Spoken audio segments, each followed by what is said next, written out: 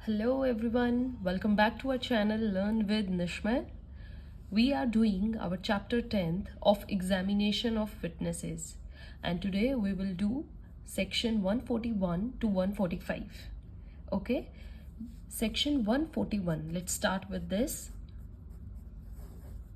I hope आप सबने previous video देख ली है and now we are continuing that further. उसमें मैंने आपको examination of witness का order बताया था और कितने टाइप्स के हमारे एग्जामिनेशन होते हैं वो बताया था. So have a look at that once. Now let's come to this section 141. 141 talks about leading questions. Okay, questions जो पार्टीज विटनेस से पूछती हैं वो क्वेश्चन क्या हो, that are called as leading question. अब लीडिंग क्वेश्चन कोई आपसे पूछे and you have to give answer in one word, तो आप क्या बोलेंगे? ऐसे क्वेश्चन जिनका आंसर क्या हो, सजेस्टिव हो. Right, questions in which answer is suggestive, right, that are leading questions. अब आप फॉर एग्जाम्पल आप क्लास में आए हो, राइट, क्वेश्चन दो हो सकते हैं, why are you late or are you late because of bus. So that is leading question, because of bus मतलब आपने उससे सजेशन मांगा and you have to answer that. Right बच्चे, अब आपने एक एग्जाम्पल देखिए, ए ने बी का मर्डर किया है एंड ये इंसिडेंट सी ने देखा है, C was the eye witness. Okay, अब प्रोसिक्यूशन जब सी को बुलाया गया, प्रोसिक्यूशन ने उनसे क्वेश्चन पूछे हैं, when did you see the incident, right, on which side of the road it happened, were you standing in the opposite side of the road, was the distance of 20 meters, was he wearing blue trouser. So all these questions are leading, right, and the answer is suggested from them. Okay, the moment the answer is suggested, it will become a leading question. So what you will say, a leading question asked either by the party who called the witness or by the opposite party, and nature of the question is such wherein the expected answer is also suggested. Such a question will be called a leading question. ठीक है, या तो उसको वही party call करती है या opposite party जब उससे क्वेश्चन पुट करे और वो क्वेश्चन इंसिडेंट से रिलेटेड हो जिनका आंसर एक सजेस्टेबल हो, and that question will become a leading question, right. The suggestion of answer may be direct भी हो सकता है, indirect भी हो सकता है. So in examination in chief, such question may be asked but not if objected by opposite party. right बच्चे, examination in chief में जब होता है, the very first step I'll tell you, जिसको एग्जामिनेशन चीफ का ऑर्डर नहीं पता है लास्ट वीडियो पे जाइए, अच्छे से समझिए. So examination chief is the very first examination stage of witness. इसमें लीडिंग क्वेश्चन पूछे जाते हैं, बट लीडिंग क्वेश्चन अगर ऑब्जेक्टेड बाय ऑपोजिट पार्टी तब ये नहीं पूछा जाएगा. After then comes the cross examination. Cross examination it may be asked per se, फिर से क्वेश्चन पूछा जा सकता है. Then comes the third is re examination. ये स्टेज होती है बच्चे. री एग्जामिनेशन में it can be asked only with the permission of court. यहाँ पर आप सिर्फ कोर्ट की परमिशन से ही लीडिंग क्वेश्चन पूछ सकते हैं. Okay, so examination in chief में लीडिंग क्वेश्चंस अलाउड हैं, क्रॉस एग्जामिनेशन में भी हैं, यहाँ पर only with the permission of court. But examination in chief में अगर ऑपोजिट पार्टी ऑब्जेक्ट उठा दे तब आप नहीं पूछ सकते. Okay, then comes examination in chief. Right, यही है बच्चे. सो एग्जामिनेशन इन चीफ में क्या है, party puts leading question, opposite party objects, then will the prosecution be allowed. क्या फिर से क्वेश्चन पुट कर सकते हैं prosecution? If question is already proved in case, already prove हो चुका है, right. For example, W lived in बेट्रा, शूटिंग थ्राइस ऑन विक्टिम की गई, sufficiently proved in the case and well known fact, मतलब जो केस है वो बिल्कुल प्रूव्ड हो चुका है. Okay, cases are well known, then court will allow such question. फिर आप वो क्वेश्चंस पुट कर सकते हो, राइट. इवन अपोजिट पार्टी अगर ऑब्जेक्ट कर रही है, बट अगर उन क्वेश्चन से रिलेटेड केस प्रूव हो चुका, पुट कर सकते हो. Okay, if fact is very new and is not proved, then leading question not allowed. तब आप एग्जामिनेशन चीफ में वो क्वेश्चन पुट नहीं कर सकते. So what we concluded that in examination in chief, leading question will be allowed only on those facts which are either simple introductory fact or which is already well known or undisputed or proved, right? Or a fact which has already been proved in that particular case. तो जो introduction हो, just जिन facts को already prove हो चुका है, जिससे कोई dispute rise ना हो, वो क्वेश्चन आप एग्जामिनेशन चीफ में पूछ सकते हैं, राइट? जैसे एक सिंपल है, are you a neighbour of victim? So it's a leading question. Yes, you can ask this because it's just an introductory one and it will be allowed in examination in chief, right? Now come to section 144. Section 144 question देखिए बच्चे क्या बोलता है. Evidence as to the matters in writing. अगर कोई matter writing में है तो उससे रिलेटेड एविडेंस कैसे दी जा सकती है. देखिए, oral account of the contents of the document. अगर कोई डॉक्यूमेंट है और आप उसको ओरली बता रहे हो, then it is a secondary evidence, है ना. A witness giving statement regarding oral accounts of the contents of the document, opposite party यहाँ पर ऑब्जेक्ट कर सकती है. Evidence allowed only if secondary evidence is allowed, right?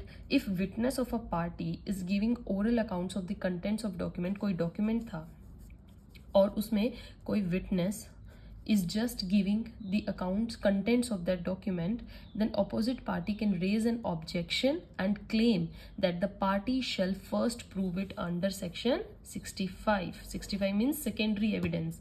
पहले prove करे that he is entitled to give secondary evidence, फिर ही उसके oral account को allow किया जाएगा.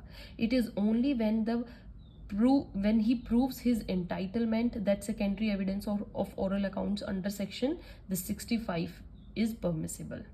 मैं आपको इससे रिलेटेड एक एग्जाम्पल देती हूँ. ए ने बाय चांस एक लेटर लिखा है किसको, बी को, ओके, और बी उस लेटर को किसके सामने पढ़ता है, सी के साथ उस लेटर को पढ़ता है, right? Read that letter and made a statement to C regarding the contents of the letter, okay. और उसमें क्या है, उस जो वो लेटर था उसमें थ्रेट दिया गया. ए ने बी को थ्रेट दिया है, मारने का डर दिखाया. तो बी अब कहता है कि I will also take a revenge, I will take revenge. और जब वो ये सी को ये बात बोल रहा था कि आई विल टेक रिवेंज, ये बात कौन सुन लेता है, डी. जो D was standing there and he heard what B was telling to C. Later क्या होता है, B actually killed A, B A को मार देता है. अब trial is going on against B, B के अगेंस्ट ट्रायल चल रहा है. D appears in court and he give evidence as to what B said. अब डी यहाँ पर बताएगा कि बी ने एक्चुअली क्या बोला था, what B said. The statement of B is admission of motive and therefore it is relevant and D can give evidence of that statement, क्योंकि B की उस statement से that I will take revenge उसका motive पता चलता है, और D अगर ये बात बताएगा तो ये relevant होगा, ज़रूर होगा. ओके बच्चे, so the statement of B is relevant itself. D is not giving evidence as to the contents of the document. वो document के regarding contents नहीं दे रहा है. Rather he is giving evidence of admission of motive. वो सिर्फ वो बात बता रहा है जो B ने C को बोली थी admission of motive के टाइम में. Right बच्चे? Right? So this is your section 144. Now come to section 145. 145 क्या बात करता है, cross examination as to the previous statements in writing. अगर कोई प्रीवियस स्टेटमेंट राइटिंग में आपने दी है किसी विटनेस ने, और जब अब उसका ट्रायल चल रहा है तो उस स्टेटमेंट, प्रीवियस स्टेटमेंट से रिगार्डिंग उसका अब क्रॉस एग्जामिनेशन हो सकता है, राइट? जैसे किसी ने अपनी स्टेटमेंट में लिखा I saw incident and wrote something about that incident, उसका एक डॉक्यूमेंट बन गया. अब रिगार्डिंग द सेम फैक्ट्स अब वो विटनेस कोर्ट में अपीयर हुआ है, that document is now with the defence, with the opposite party के लॉयर के पास वो डॉक्यूमेंट है. अब जब विटनेस अपीयर होगा तो उससे पूछा जाएगा, उस स्टेटमेंट से रिलेटेड क्वेश्चन, क्रॉस क्वेश्चन किए जाएंगे, राइट. जैसे कि क्या है, अब मैं आपको बताती हूँ. जब इंसिडेंट हुआ, डब्ल्यू ने वो इंसिडेंट देखा और उसने जो डॉक्यूमेंट्स में लिखवाया, उसने लिखवाया that I saw a killing be with knife. ठीक है, मैंने चाकू से मारते देखा था ए को, बी मारते, राइट. अब जब वो कोर्ट में अपीयर हुआ है आफ्टर सम टाइम डब्ल्यू, तो वो यहाँ पर आकर क्या स्टेटमेंट दे रहा है that I saw a killing be with sword से मारते देखा है. अब क्या होगा, W विल बी कॉन्ट्राडिक्टेड. वो दोनों स्टेटमेंट्स कॉन्ट्राडिक्टेड दे रहा है on the basis of earlier statement में A was not alone, A went in left. Now in examination chief, whole incident is not repeated in detail. Now defense will just ask the question on the basis of the statement. जो भी उसने statement से में लिखा है, cross examination जो होता है सिर्फ उसमें उनसे रिलेटेड बातें पूछी जाती हैं. पूरा इंसिडेंट दोबारा से वो नरेट करके नहीं बताएगा, राइट. सो क्रॉस एग्जामिनेशन में cross questions as to any other questions than asked in chief. जो एग्जामिनेशन इन चीफ में क्वेश्चन पूछे गए थे उनसे अलग क्वेश्चन पूछे जाते हैं. ओके, जैसे डॉक्यूमेंट है, it was related to relevant fact and fact in issue. Opposite party will not show or prove the document before asking question. उसको नहीं दिखाएगी. पर्पस क्या होगा, उसको डिस्टेबिलाइज करना, विटनेस को, उसकी अनवर्दीनेस को प्रूव करना, unworthiness of credit. So first क्या होता है बच्चे, first cross examination, question asked, weapon पूछा जाएगा, स्वॉर्ड है कि नहीं, and then contradicted by his written document. फिर उसको रिटन डॉक्यूमेंट दिखाया जाएगा कि देखो आपने उसमें तो नाइफ बताया था. Okay, so with markers, highlighters, the contrary statement is shown and it is shown to him and ask whether he made this statement. If W says yes, it was made by him, then it's proved that he is contrary. It is contrary statement. And if W say I not made, then you have to prove the document that it was made by W at that time. आप कोई expert handwriting का लेकर आइए, या person before whom he made earlier statement उसको लेकर आइए. So this is what it is. Suppose in examination in chief, जो हमारा first scenario होता है, इसमें W ने बोला I saw A killing B with sword, right? Statement में उसने क्या लिखा हुआ है, knife. Now defense need not ask the question on the basis of document. Directly defense will highlight the contradictory statement. एकदम से question doubt का उठाएगा and directly it will go to the second part of 145. Okay, so that is what section 145 says कि आप previously written statement पे directly question put कर सकते हैं.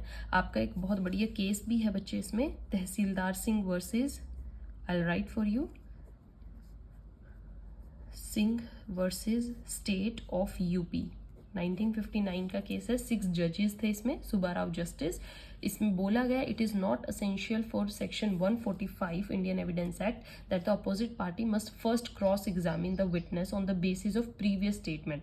Rather it in proper cases there can be direct contradiction. आप direct contradict कर सकते हो इसको एग्जामिनेशन इन चीफ में ही, कि आप ये स्टेटमेंट बिल्कुल ऑपोजिट दे रहे हो, वहां पर आपने ये बोला है, यहाँ पर आप ये बोल रहे हो. तो आई होप अब आपको अच्छे से समझ में आया हो बच्चे section 141 to 145. We are now almost at the end of Indian Evidence Act. We have covered all the sections. Stay tuned for the next video because last sections are very, very important. Don't leave any part. Okay, your exams are now coming nearer. Prepare yourself, attempt your questions, answers very carefully. Till then, keep watching, keep reading. Thank you.